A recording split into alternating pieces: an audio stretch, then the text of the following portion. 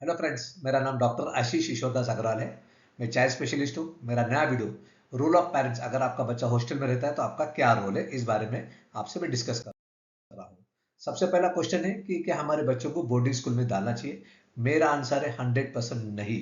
हर school में कुछ अच्छे स्कूल्स होते हैं, पर्टिकुलर 10 के नीचे तक, तो वहाँ पे अच्छे स्कूल है, वहाँ पे प्लीज डालिए। इससे बच्चों को फ्यूचर कंपटीशन के लिए, प्रिपरेशन के लिए जगह मिल जाती है। फिर भी कुछ टाउन्स ऐसे हो सकते हैं जहाँ पे अच्छे स्कूल्स नहीं है, तो मैं यहाँ कहना चाहूंगा तो अब उस बड़े टाउन में शिफ्ट हो जाइए, लेकिन बोर्डिंग स्कूल में मत डालिए। आप एक आधे फैमिली मेंबर को वहां पे रख सकते हैं, एक छोटा सा घर बना सकते हैं। इनफैक्ट आप ये भी कर सकते हैं कि 3-4 फैमिली मिलके एक घर बना सकते हैं और रोटेशन वाइज आप वहां पे रह सकते हैं, ताकि बच्चों को अच्छा खाना मिल सके और बच्चे का हम केयर कर सके। तो एडवांटेजेस अगर आप डालते हैं तो बोर्डिंग स्कूल के डेफिनेटली कुछ एडवांटेजेस है। जैसे बच्चा इंडिपेंडेंट बनता है, बच्चे का कॉन्फिडेंस काफी अच्छा बनता है, बच्चा थोड़ा डिसिप्लिन में रहता है, बच्चे को वहां पे मोबाइल नहीं मिलता, इसलिए सोशल मीडिया से एक्सपोजर में नहीं मिलता है, और पैसे को मैनेज करना भी वहां पे काफी अच्छे से सीखता है। लेकिन डिसएडवांटेजेस भी काफी है। बच्चे को घर की याद आती है, बच्चा बार बार बीमार पड़ सकता है, और सबसे बड़ा डिसएडवांटेज ये है कि उस बच्चे को आगे चल के ये लगता है कि पेरेंट्स ने मेरा केयर नहीं किया, अपनी जवाबदारी से दूर भाग गए, इसलिए उन्होंने उनको बोर्डिंग स्कूल में रखा है। इसके अलावा बच्चों को बुलिंग होती है। बुलिंग का मतलब ये होता है कि दूसरे बच्चे उसको सता सकते हैं, एडजस्टमेंट इश्यू भी आ सकते हैं। तो इस तरह के प्रॉब्लम बच्चों में देखे जा सकते हैं। तो बच्चों को 10 तक क्या करना चाहिए, मैंने आपसे डिस्कस किया। अगर आपका बच्चा 11 12th में है, तो क्या करना चाहिए। अगर आपके टाउन में एजुकेशन पॉसिबल नहीं है, पर्टिकुलरली आप नीट या आईआईटी की तैयारी करते हैं, तो आपको डेफिनेटली ऐसे टाउन में शिफ्ट होना चाहिए जहां पे इस तरह की फैसिलिटीज है।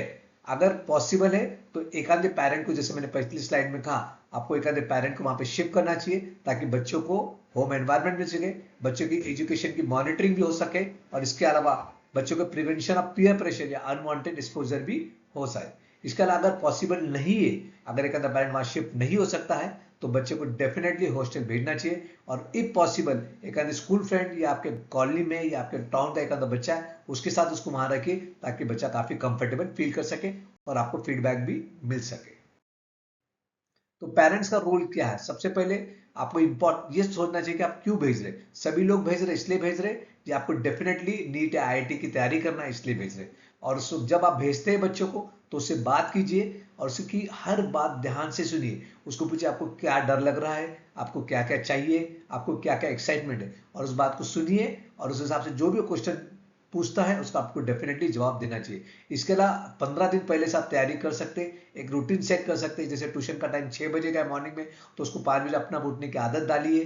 तो उसके अलावा उसको बेड लगाना, बेड रखना, कपड़े जगह पे रखना, ये हर प्रकार की चीजें आप घर पे तैयारी कर सकते हैं। इसके अलावा बच्चे को जो जो बेसिक नीड चाहिए, आप उसको बोलिए कि आप एक लिस्ट बनाइए और आप खुद प्रिपेयर कीजिए, और उसमें डेफिनेटली आपको बच्चे को हेल्प करना चाहिए। इसके अलावा पेरेंट्स को क्या क्या करना चाहिए। अगर आप बच्चे को स्कूल भेजते तो ask your child to contact immediately. आपको बच्चे को बताना है कि जब भी कुछ प्रॉब्लम आया, तो आपको डेफिनेटली हमसे इमीडिएटली कांटेक्ट करना है। पर्टिकुलरली आप बीमार पड़े, या कोई बच्चा आपको सता रहा है, या एनीथिंग, अगर आपका बच्चा कुछ गलत करता है तो उसे एश्योर कीजिए। अगर आप कुछ भी गलत करते तो हम आपके सपोर्ट में, लेकिन अगर आप नहीं बताते, अगर उसको छुपाते, तो आगे चल के आपको प्रॉब्लम आ सकता है। इसका कुछ चीजों के लिए आपको स्ट्रिक्ट वार्निंग बच्चों को देना चाहिए। जैसे आपने किसी के पैसे नहीं लेना चाहिए। अगर आप स्मोकिंग करते हैं या ड्रिंकिंग करते हैं, अगर हमें पता चलता है, तो इमीडिएटली हम आपका एजुकेशन बंद करके वापस हम अपने टाउन में लेके आएंगे। और इसके अलावा किसी भी लड़की के साथ अगर आप गलत बिहेवियर करते हैं, लड़का है तो या लड़की है तो, किसी लड़के के साथ आप दिखते हैं, तो हम डेफिनेटली आपको वापस लेके आएंगे। इसके अलावा ये कहना है कि हमारा आपका हर बात के लिए सपोर्ट है, आपका रिजल्ट पॉजिटिव आओ या ना आओ। तो बच्चों का और क्या कर रहा है, जैसे आप अगर जाते हैं अलग टाउन में, तो आपको हॉस्टल चूज करना है। अगर आप एक आधा पेरेंट शिफ्ट होता है, तो एक आधा फ्लैट चूज कीजिए। अगर पेरेंट्स नहीं शिफ्ट होता है, तो आपको हॉस्टल चूज करना चाहिए। और हॉस्टल कैसा रहना चाहिए, रोड से दूर होना चाहिए, मेन रोड के आसपास मत दीजिए, ताकि बच्चा डिस्टर्ब ना हो। लेकिन इंस्टीट्यूट के 1-1.5 किलो 2 मिनट किलोमीटर के अंदर के रेंज में होना चाहिए, ताकि बच्चा इजीली वॉक कर सके। इसके अलावा बच्चों के जो पुराने स्टूडेंट्स हैं, उनसे फीडबैक दीजिए कि हॉस्टल कैसा है। इसके अलावा फोन नंबर आप जो भी हॉस्टल का मालक है, सबसे मेन वार्डन का फोन नंबर और उसके रूममेट्स का फोन नंबर आपको डेफिनेटली लेना चाहिए। और इसके अलावा बच्चे का जो बेस्ट फ्रेंड है, अगर उसी हॉस्टल में रहता है या दूसरे हॉस्टल में रहता है या लोकल उस गांव का है, तो उसका नंबर प्लीज लीजिए, ताकि आपके बच्चे को जब भी कुछ प्रॉब्लम है तो आप उनसे कांटेक्ट कर सके। और आपको जो इंस्टीट्यूट में लगाना है, तो वो इंस्टीट्यूट को डेफिनेटली आप विजिट खुद कीजिए। उसके अलावा जो पर्सनल नंबर है वहाँ के इंस्टीट्यूट का जो इंचार्ज है उसका नंबर लीजिए, जो भी आपको फीडबैक देना उसके भी नंबर्स लीजिए, आपका फोन नंबर दीजिए, आपका व्हाट्सअप नंबर दीजिए और उनसे कहिए कि उसका जो अटेंडेंस है और उसके जो मार्क्स है हमें डेफिनेटली बाय एसएमएस या बाय व्हाट्सएप हमें इन्फॉर्म करना चाहिए। तो बच्चे से टच में रहना है, हो सके तो डेली प्लीज प्लीज कॉल कीजिए। बच्चा काफी छोटा है 11th-12th में, इसके अलावा विजिट इंटरमीडिएटली, हो सके तो इनिशियल 2-3 महीने हर 15 दिन में एक बार आप अपने बच्चे से मिलने जाइए। अगर आप बहुत दूर रहते हैं तो आप एटलीस्ट महीने में एक बार जाइए, और जब भी आप जाते हैं उसका जो फेवरेट फूड है आपको वो ले जाना है साथ में। अगर एक आधी बार ऐसा पता चलता है कि टाउन का दूसरा मेंबर वहां जा रहा है तो उसका जो फेवरेट फूड है उसको बना के भेजिए, और जब भी आप वहां जाते उसके साथ प्लीज क्वालिटी टाइम स्पेंड कीजिए। मोबाइल पे या किसी से बातचीत में स्पेंड मत कीजिए। अगर आपका बच्चा बिजी है, जैसे एग्जाम टाइम है और आप जाते हैं, तो आपको क्या करना है, थोड़ा सा टाइम देना है लेकिन वो क्वालिटी टाइम हो, और उसके साथ हो सके तो हर फेस्टिवल सेलिब्रेट कीजिए। जब भी पॉसिबल है आप अपने घर पे बुला लीजिए, लेकिन अगर उसका पढ़ाई का नुकसान हो रहा है, ट्यूशन या जो कॉलेज में पढ़ रहा है वहां पे छुट्टी नहीं मिल रही है, तो आप वहां पे जाइए और छोटा सा सेलिब्रेशन डेफिनेटली उसके साथ कीजिए। इसके अलावा कुछ चीजें करना चाहिए, कुछ चीजें नहीं करना चाहिए, मैं एक एक करके आपके साथ डिस्कस कर रहा हूं। तो क्या नहीं करना चाहिए, सबसे पहले ओवर एम्बिशियस मत बनिए। ओवर एम्बिशियस का मतलब हम बच्चों से बहुत ज्यादा एक्सपेक्टेशन रखते हैं और साथ में ये कहते हैं कि हम इतना आपके लिए पैसा खर्च कर रहे हैं, आपको इतने मार्क्स लाना ही है। जनरली पेरेंट्स ओवर एम्बिशियस क्यों होते हैं, इसके ऊपर एक वीडियो में ऑलरेडी बना चुका हूं, आप उसको देखिए। सबसे पहले एक ही सॉल्यूशन मैं आपको बताना चाहूंगा, उसका जो टैलेंट है, उसका जो प्रिपरेशन है, उस हिसाब से आप डेफिनेट एक्सपेक्टेशन कीजिए और रियलिस्टिक गोल सेट कीजिए। अगर आपका बच्चा नीट में अच्छा परफॉर्म कर रहा है लेकिन उसका गवर्नमेंट मेडिकल कॉलेज ही लगता है, तो उसे एम्स से एक्सपेक्टेशन रखना उसके ऊपर काफी प्रेशर क्रिएट करने जैसा होता है। इसके अलावा कंपैरिजन हम बहुत ज्यादा करते हैं एज ए पेरेंट।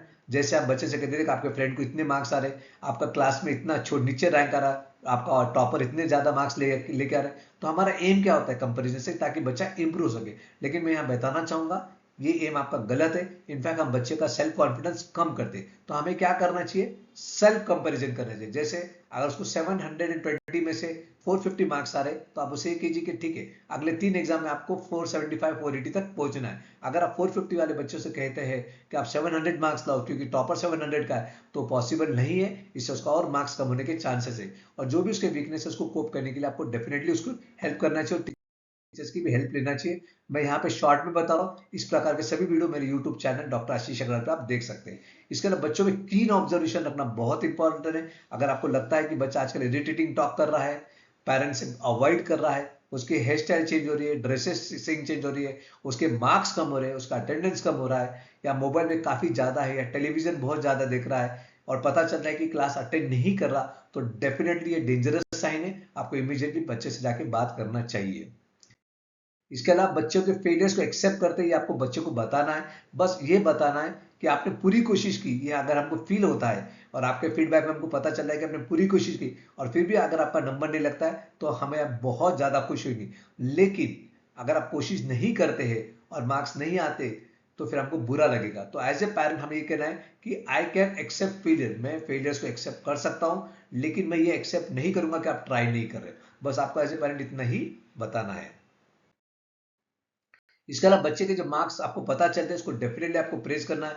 जैसे अगर आपका बच्चा टॉपर नहीं भी है लेकिन उसको एक आधे एग्जाम में 500 मिलती है अचानक 450 के एवरेज स्कोर से, तो उसको आपको फोन करना चाहिए, उसको प्रेज करना चाहिए, उसकी तारीफ करना चाहिए। इससे बच्चों को इंकरेजमेंट मिलता है और बच्चों का कॉन्फिडेंस भी डेफिनेटली बढ़ता है। इसके अलावा बच्चे की मॉनिटरिंग करना, मैंने जैसे ऑलरेडी कहा कि आपको देखना है, तो मैं एक एक विषय पे आपके साथ डिस्कस कर रहा हूँ। तो अटेंडेंस पे आपको डेफिनेटली मॉनिटरिंग करना चाहिए। अगर आपका ट्यूशन या कॉलेज आपको फीडबैक देता है तो आपके लिए काफी इजी है, अगर नहीं देता है तो आपको जाके उनसे मिलना है और वहां से पता करना है कि वो डेफिनेटली अटेंडेंस मतलब कॉलेज या ट्यूशन आ रहा है या नहीं आ रहा। इसका परफॉर्मेंस को डेफिनेटली आपको मॉनिटर करना है। जैसे मैंने ऑलरेडी कहा, व्हाट्सएप पे मंगा लीजिए और एग्जाम वाले दिन और एग्जाम के बाद उससे डेफिनेटली बात कीजिए, कैसा पेपर गया, कितने मार्क्स, आप उससे बात कीजिए और हरदम उसे इंकरेज कीजिए कि आप अच्छा और कर सकते हैं, लेकिन प्रेशराइज मत कीजिए। और इफ पॉसिबल टीचर्स के साथ डेफिनेटली आपको टच में रहना चाहिए। इसके अलावा बच्चे के चाइल्ड फ्रेंड्स ये बहुत इंपॉर्टेंट है। आपको भी पता है कोई भी इंसान अगर जो दारू पीता है या तंबाकू या सिगरेट लेता है, वो खुद होके कभी नहीं जाता, उसको किसी ना किसी फ्रेंड ने आदत डाली है। तो हमारी जो भी आदतें आगे लगनी है हमारे बच्चों में, वो उसके फ्रेंड्स के थ्रू ही लगनी है। तो बच्चों को जाने के पहले से ही फ्रेंड्स के बारे में बताना है कि आप बच्चे को ये बताना है कि आप सबसे दोस्ती रखिए, लेकिन टाइम स्पेंड उसी लोग बच्चों के साथ कीजिए जिनका गोल बहुत अच्छा है। जो अगर टॉपर है तो बहुत अच्छी बात है, लेकिन हर टॉपर हर एक के साथ फ्रेंडशिप नहीं कर सकता। अगर टॉपर नहीं भी है लेकिन उसका गोल क्लियर है, बच्चा मेहनती है, जो आपका फ्रेंड है मेहनती है, उसका फैमिली ग्राउंड अच्छा है, तो आप उनके साथ ज़्यादा टाइम स्पेंड कीजिए, उनके साथ डब्बा खाइए, खाना खाइए, उनके साथ फ्री टाइम स्पेंड कीजिए। फ्रेंडशिप सबसे रखिए, लेकिन बाकी के लोगों के साथ फ्रेंडशिप अवॉइड कीजिए, और 3 से 4 ही फ्रेंड होना चाहिए और इनमें सब कैरेक्टरिस्टिक होना चाहिए। और जब भी आप विजिट करते हैं तो उसके रूम पार्टनर, उसके बेस्ट फ्रेंड से आप मिलने की कोशिश कीजिए। अगर पॉसिबल है तो उसका जो बेस्ट फ्रेंड है या रूम पार्टनर, उसके पेरेंट्स का भी आप नंबर लीजिए और उनके साथ आप टच में व्हाट्सएप के थ्रू रहिए, और उनसे कहिए कि अगर हमारे बच्चे में कोई गलती दिखती है तो प्लीज़ हमें बताइए। अगर आपके बच्चे में कोई गलती दिखती है और मुझे पता चलता है आप मेरे बच्चे के थ्रू, तो मैं आपको डेफिनेटली बताऊंगा। इस तरह से हम एक दूसरे पेरेंट्स को डेफिनेटली हेल्प कर सकते हैं। बच्चे के बिहेवियर को मैंने ऑलरेडी कहा, अलग अलग बिहेवियर जैसे सिम्टम्स से मैंने बताया। अगर आपको पता चलता है इस तरह का बिहेवियर तो हमें क्या करना चाहिए। सबसे पहले अथॉरिटी, जो भी उसके कॉलेज के ट्यूशन के अथॉरिटी है, प्लस उसके जो हॉस्टल का अथॉरिटी, उनसे बात कीजिए। और इफ पॉसिबल अगर आपको कारण पता नहीं चलता है तो आप खुद डेफिनेटली वहां पे जाइए और वहां जाके कारण पता करने की कोशिश कीजिए। सबसे पहले ये देखना है कि जो भी प्रॉब्लम है उसका सोल्यूशन है या नहीं।